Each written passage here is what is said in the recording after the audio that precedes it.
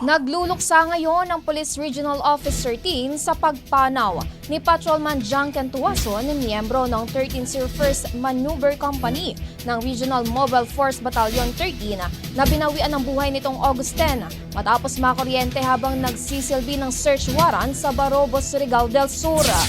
Nabatid na isisilbi ng mga pulis ang search warrant laban sa individual na sangkot sa paglabag sa Republic Act 10591 o illegal possession of firearms noong July 25. Ngunit sa halip na sumuko, binuksan ng suspect ang isang electric fence na dinikit sa patrolman o nadikit sa patrolman, Tuason, dahilan ng kanyang pagkakakuryente at nawalan ng malay.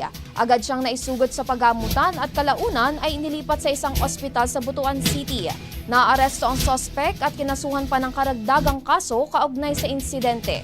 Personal na kiramay si Pro 13 Regional Director Brigadier General Marshal Mariano Magistro IV sa pamilya ni Tuason. Ang kanyang tapangan ang magsisilbing inspirasyon upang ipagpatuloy ang kanilang tapat na paglilingkod sa pagpapatupad ng batas. Ang bahaging ito ay hatid sa atin ng Drive Max Coffee. Ligayang tuloy-tuloy!